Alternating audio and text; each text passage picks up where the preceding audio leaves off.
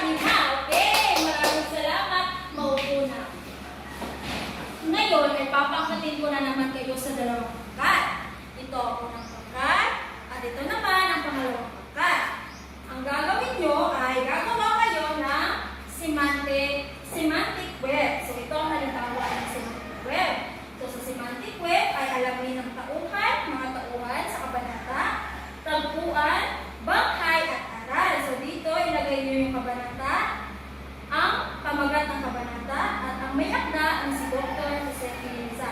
Bibigyan ko kayo ng isa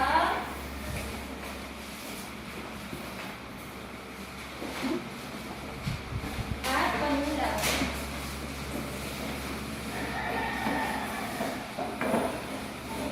Bibigyan ko lamang kayo ng 2 minuto para sa inyong gagawin at 1 minuto para sa pag-uulat. Ganun pa din, kung sinong pangkat ang unang natapos ay sisigaw ng yeah. Pero bago ang lahat, basahin muna natin ang inyong rubrics, ang inyong gagawin, para sa inyong gagawin. Basahin niya lahat, sabay-sabay. Rubrics, batayan, nilalaman, 10 puntos, napunan lahat ng hinihingi nilalaman sa semantic web. 5 puntos, medyo kinulang sa pagbibigay sa nilalaman sa semantic web. Takdang oras, 10 puntos, unang pangkat na natapos. 5 puntos, pangalawang pangkat na natapos. Operasyon, 10 puntos, ang lahat ay nagkakaisa. 5 puntos, walang pagkakaisa. Okay? Simulan na na class. Nagsisimula na ang inyong oras.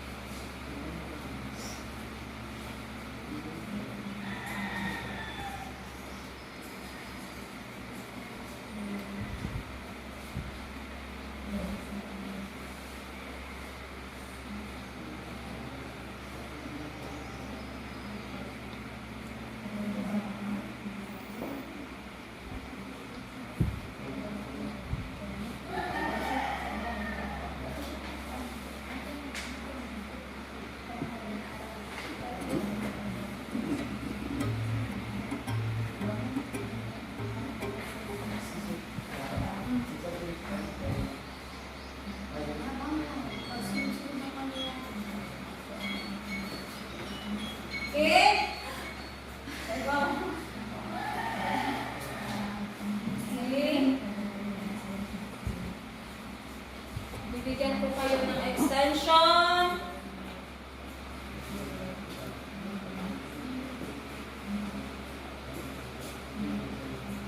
Natapos ng oras, pero bibigyan ko kayo ng extension, kaya pakibilisan.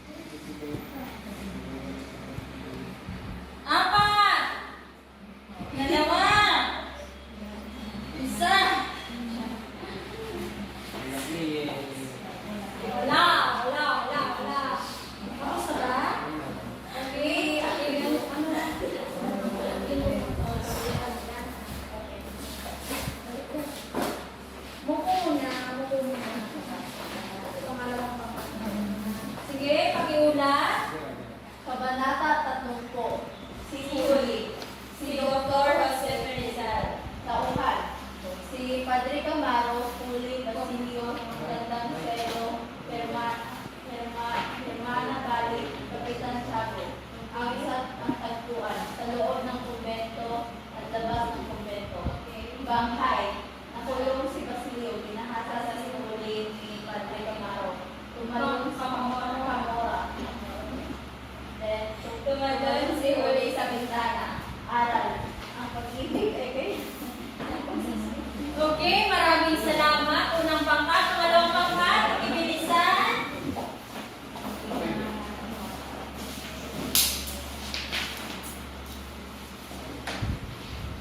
Okay. Kabanata 30. Si Huli. Kayo si Rizal. Dr. Philip Rizal. Tauhan. Si Kapitan Chaco, Basilio, Huli, Padre Camora, Hermana Bali, at Tanselo. Tagpuan, kumbento, bahay, pagdakip kay Basilio, paghingi ng tulong kay Padre Camora, pagsasamantala, pagtalon ni Huli sa labas ng kumbento. Ating sa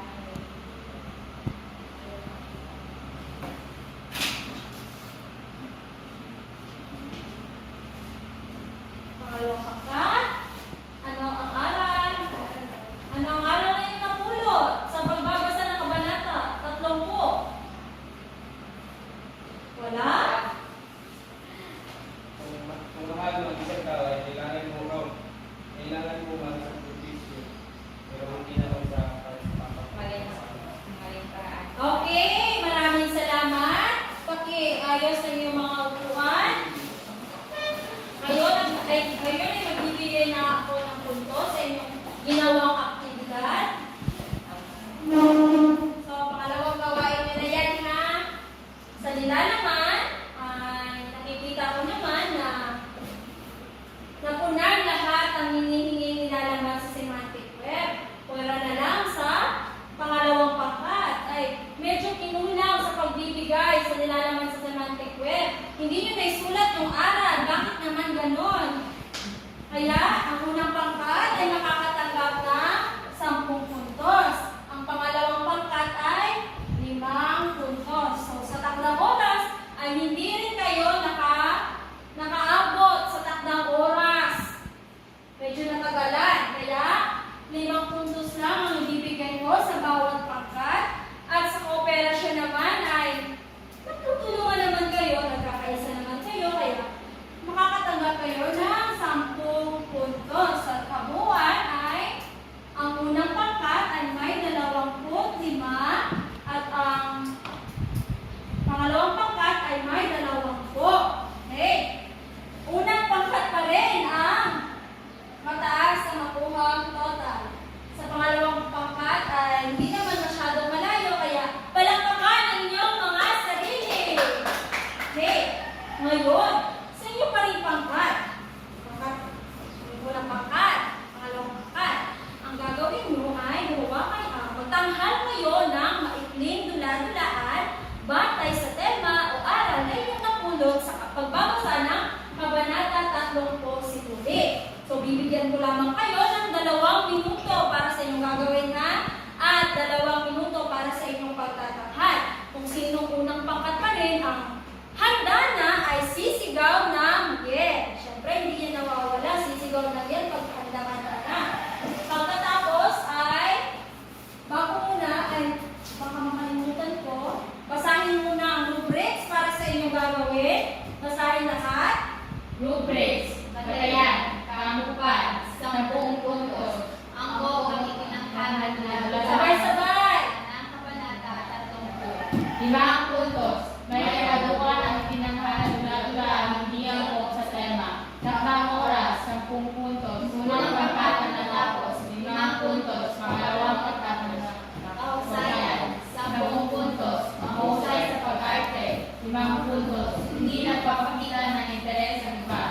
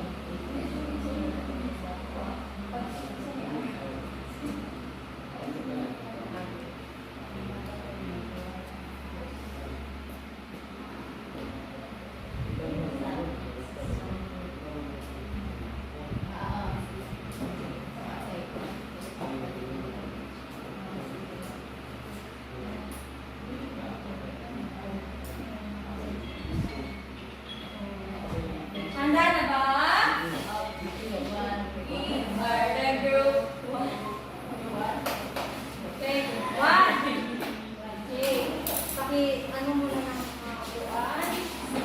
Ang anong pangkat? Dito sa harap. Pagbibilisan ang mga pangkat.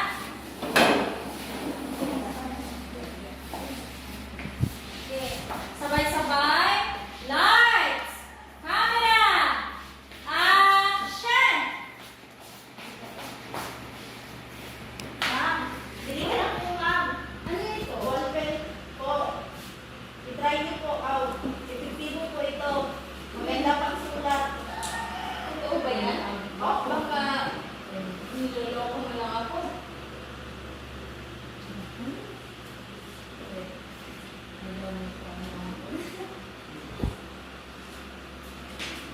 dili ka out. Sige, magaling ko muna to.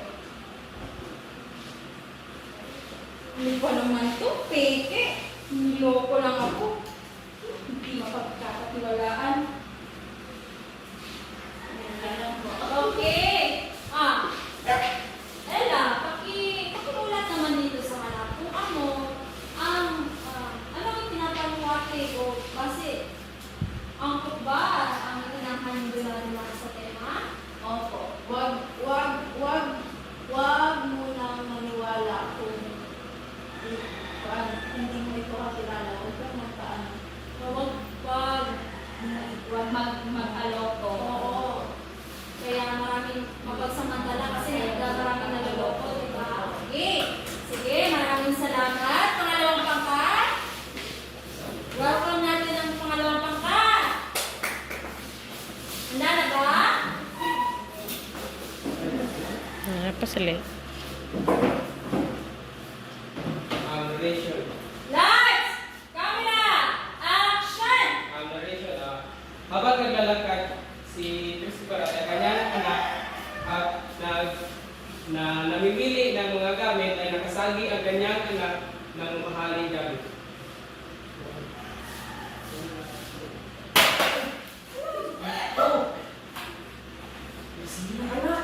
Ano yung tay?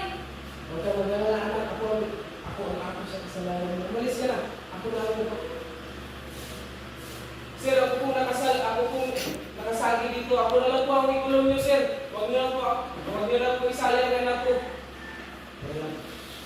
Paki-explain sa amin kung base saan or ano ang pinapahiwatig ng dula-dulanin yung Ang pinakamawating ng dulaan namin sinagawa ay tungkol sa sakripisyo ng ama na akuin yung kasalanan ng kanyang anak para hindi na magdusa ang kanyang anak sa puno. Okay, palakpakan. Maraming salamat. Palakpakan. Pakibalik ang mga upuan. Pakibilisan. Okay. Maraming salamat sa inyong ginawang pagtatakal sa inyong dulaan. Nakita ko naman na kayo ay magaling sa pag-arte. Kaya, maghahato na tayo. Magbibigay na ako ng puntos sa bawat pangkat. So, sa kaangkupan ay angkop ang tinangkal na dula-dulaan sa tema ng kabanata. Okay? Nakikita ko naman na talagang angkop. Angkop ang iyong ginawa sa ulang pangkat. Mapagsamantala. Diba? Sa kabanata 3 po, simulit sa kabanata ating binasa, nandoon yung mapagsamantala. Mapagsamantala. Sino yung mapagsamantala? Sa Padre Camora. Okay. Sa pangalawang pangkat naman ay sakripisyo. Sino ba yung nagsakripisyo sa kabanata? Si Huli. Okay. Maraming salamat. Nakuha niyo talaga ang tema ng kabanata 3 po na ating tinalakay. Kaya bibigyan ko ang bawat pangkat ng 10 puntos. Sa takdang oras ay unang natapos ang unang pangkat, kaya sila ang makakatanggap ng 10 puntos at 5 puntos sa pangalawang pangkat. Sa kahusayan, mahusay sa pag-arte. Ito, sino kaya sa pangkat? Sino sa dalawang pangkat ang mahusay? Okay, syempre ang unang pangkat. Magagaling, kaya sila ang nakatanggap ng 10 puntos. Pangkat, kalawang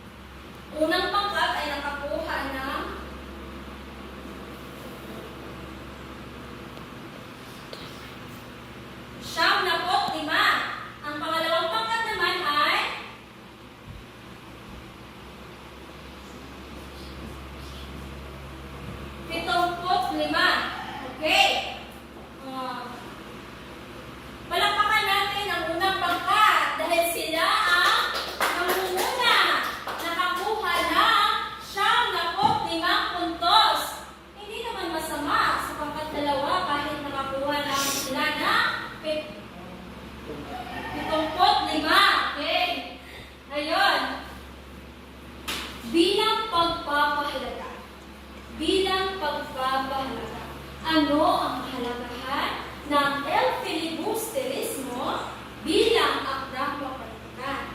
Ano ang kahalagahan ng nobelang El Filibusterismo bilang akdang pampanitikan? Itaas ang kamay. Danica. Ang kahalagahan ng El Filibusterismo bilang pampanitikan isang Akdang nobelang pampanitikan. ay isang nobelang pampolitika. Okay. At naglalayong magmulat sa kaisipan at magising sa damdamin ng mga mambabasa. Okay. Hangarin na makapagtamo ng tunay na kalayaan at karapatan ng bayan ay makamtan. Okay, maraming salamat. Bigyan ng wawang clap si Danica. Isa, dalawa, tatlo, isa, dalawa, tatlo. Wow! Okay. Gano'n naman talaga ang kahalagahan ng nobelang El Filibusterismo kung saan naglalayo na pumukaw ng isip, ng damdamin ng mga mangbabasa. Alam niyo ba, class, noon, nung panahon ng ating mga pambansang bayani, ay yung aklat ni Dr. Jose P. Rizal ay pinagbabawal na ipabasa sa mga Pilipino dahil ang mga Espanyol ay matatalino sila. Alam nila na kapag binasa ng mga kapwa Pilipino ang akdang pampanitikan na ang nobelang isinulat ni Dr. Jose P. Rizal ay mapupukaw, magigising ang kanilang matutulog na pag-iisip. Kaya yung mga ibang bayani natin, nasa Andres Bonifacio, yung mga iba na nag-alsa, di ba? Lumaban sila. Alam nila dahil nakabasa sila, binasa nila ang nobela ni Dr. Jose P. Rizal. Okay, ngayon, ano nga ba ang tema? No? Di ba kanina? Mapagsamantala, tapos pagsasakripisyo. Meron pa bang iba? Meron pa bang iba? Tema? Or, okay, Marian? Ang tema ng kabanata 30 na siguri ay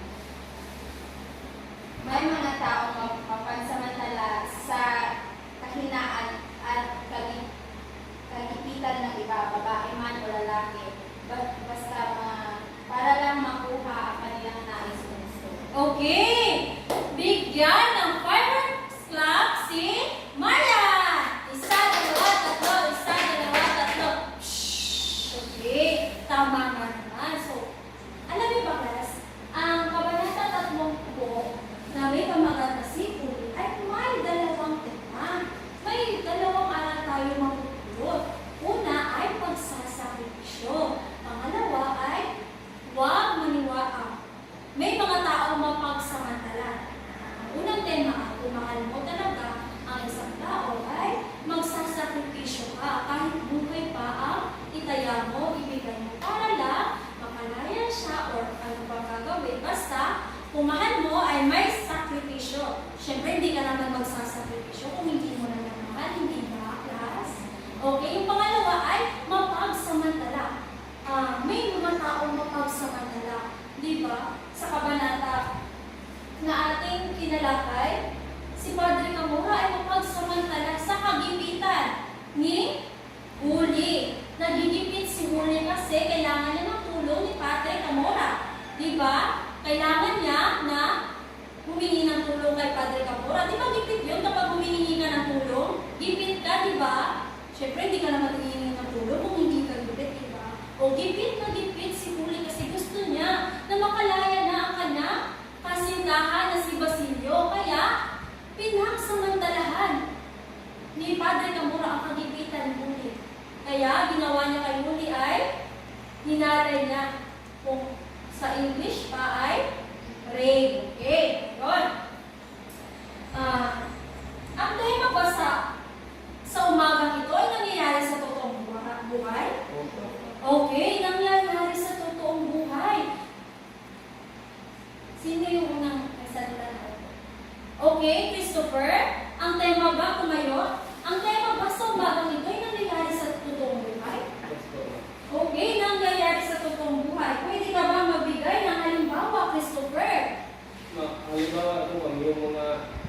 yung mga babae na nagbibenta ng katawan upang upang may panggastos para sa pang-araw-araw na buhay. Okay.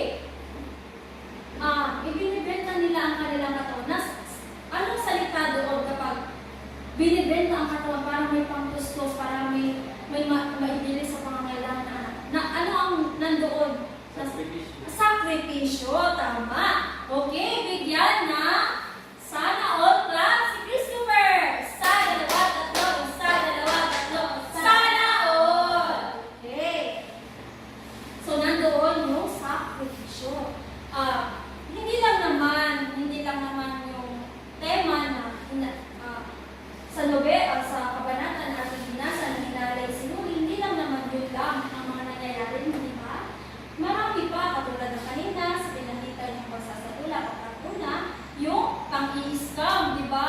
Kapag samantala rin yun, gaya ng binigay mo halimbawa na ginamit lang yung katawan para may pangtustos, may pangbili ng mga pangangailangan. Laganap yan, di ba? Laganap yan ngayon. Kaya, ang may papayo ko lang sa inyo, class, ay maging maingat